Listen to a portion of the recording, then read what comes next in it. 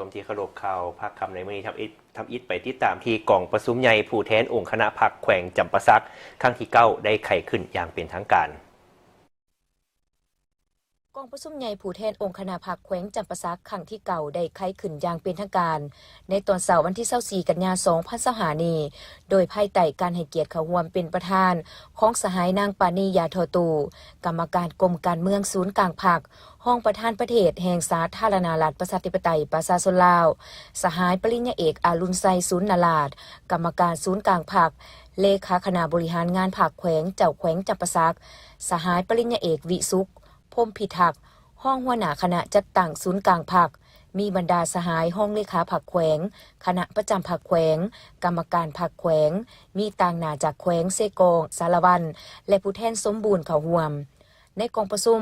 สหายสนันศรีภาพพรหมจันทร์ห้องเลขาพรรคแขวงได้ผ่านมติตกลงของคณะเลขาธิการศูนย์กลางพรรคว่าด้วยการอนุมัติเปิดกองประชุมใหญ่ผู้แทนองค์คณะพรรคแขวงครั้งที่9และผ่านคุณลักษณะผู้แทนสมบูรณ์เข้าร่วมกองประชุมใหญ่จากนั้นสหายปริญญาเอกอารุณไซศูนย์นาลาดได้ให้เกียรติกล่าวไขกองประชุมอย่างเป็นทางการซึ่งสหายได้กล่าวว่ากองประชุมใหญ่ผู้แทนองค์คณะพรรคแขวงจำปาสักครั้งที่9ได้ไขขึ้นอย่างสง่าผ่าเผยในท่ามกลางบรรยากาศที่ทั่วพรรคทั่วรัฐทั่วกำลังประกอบอาวุธและทั่วปวงชนลาวทั้งศาสตร์พวมออกแห่งแข่งขันกันสร้างผลงานคำนับหับตอนกองประชุมใหญ่ครั้งที่12ของพรรคติดพันกับการเฉลิมฉลองวันสร้างตั้งพรรคประชาชนปฏิวัติลาวครบรอบ70 ปีและวันสำคัญต่างๆของศาสตร์ของพรรคอย่างเป็นขบวนฟดเฟินและกวางขวางในบรรยากาศอันมีความหมายความสำคัญนี้พวกเฮาก็มีความเอกอ่างทะนงใจที่ได้เป็นส่วนหนึ่งในการจัดตั้งปฏิบัติมติกองประชุมใหญ่ครั้งที่11ของพรรคมติกองประชุมใหญ่ครั้งที่8ขององค์คณะพรรคแขวงที่เต็มไปด้วยผลงานอันใหญ่หลวงหลายด้านทั้งเป็นพื้นฐานแห่งแก่การกำหนดทิศทางหน้าที่ของแขวงจำปาสักในซุ่มปีต่อหน้าให้สอดคล้องกับสภาพความเป็นจริงภายใต้การนำพาสี่น้ำอย่างไก่สิทธิ์จากศูนย์กลางพรรครัฐบาลบวกกับความสามัคคีเป็นเอกภาพและความรับผิดชอบสูงของคณะพรรคองค์การปกครองแต่ละขันได้เฮ็ดให้แขวงพวกเฮาสามารถผ่านผ่าอุปสรรคข้อยุ่งยากและบรรลุผลสำเร็จตามระดับคาดหมายเป็นอย่างดี GDP 5 ปี 5.45 ส่วนห้อยรายรับเฉลี่ยต่อหัวคน51 ล้านกว่ากีบหรือเท่ากับ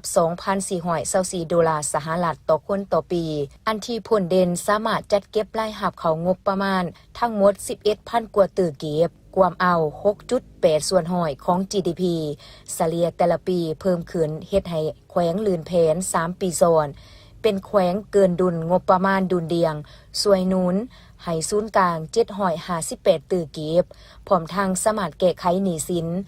804ตื้อกว่ากีบปลดออกจากบัญชีการลงทุนของรัฐ31โครงการและการสนองแรงทุนเพื่อพัฒนาพื้นฐานโครงสร้างที่จำเป็นของแขวงโดยเฉพาะแก้ไขบ้านทุกข์ยาก5 ปีผ่านมาสร้างครอบครัวพัฒนาได้113,411 ครอบครัวกวม 92.12 ส่วนห้อยสร้างได้บ้านพัฒนา391 บ้านกวม 60.9 ส่วนห้อยแก้ไขครอบครัวทุกข์ยากได้ 120,417 ครอบครัวกวม 97.8 ส่วนห้อยสร้างได้บ้านพัฒนาประชาชนอยู่ดีกินดีได้16 บ้านสร้างบ้านใหญ่เป็นตัวเมืองหน่อยในชนบทได้24 บ้านพร้อมนี้ยังซุ้มใส่น้ำผ้าแขวงจำปาสักในการแก้ไขปัญหาเคียงห่อนทางด้านเศรษฐกิจด้วยหลายมาตรการโดยเฉพาะแม่นส่งเสริมการผลิตสินค้าภายในโดยเฉพาะแม่นการส่งเสริมการผลิตสินค้าภายในอย่างเป็นขบวนการกว้างขวางเฮ็ดให้เกิดมีตัวแบบการผลิตที่ผลเด่นเพิ่มขึ้นสามารถผลิตเป็นสินค้ากลุ่มตนเองได้188ผลิตภัณฑ์สินค้าโอดอป150ผลิตภัณฑ์พื้นฐานโครงสร้างคมนาคมก็ได้ปรับปรุงยกระดับดีขึ้นทั่วแขวงมีเส้นทางที่สามารถไปได้ตลอดปีกว่า79ส่วนห้อยของบ้านทั้งหมดผลเด่น ซุ่มซ่นตัวแบบเป็นเจ้าการในการประกอบส่วน เขาในการก่อสร้างเส้นทางเปตงบรรดาบ้านอยู่นครปากเซ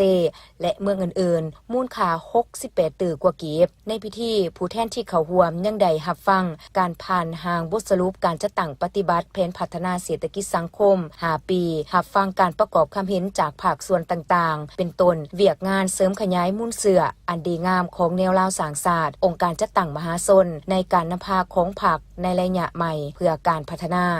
การก่อสร้างหากฐานการเมืองของกำลังป้องกันศาสตร์ป้องกันความสงบการปรับปรุงกำลังป้องกันความสงบติดพันกับการแก้ไขปรากฏการณ์หย่อโทการสร้างบ้านพัฒนาประชาชนอยู่ดีกินดีการพัฒนาสหกรณ์ส่งเสริมเกษตรกรรมและการบริการครบวงจรการปลูกทุเรียนเป็นสินค้ารับฟังการผ่านบทสำรวจการนำพารวมของคณะบริหารงานภาคแขวงสมัยที่8และกล่าวล้านหน้าที่ของคณะบริหารงานภาคแขวงสุดเก่า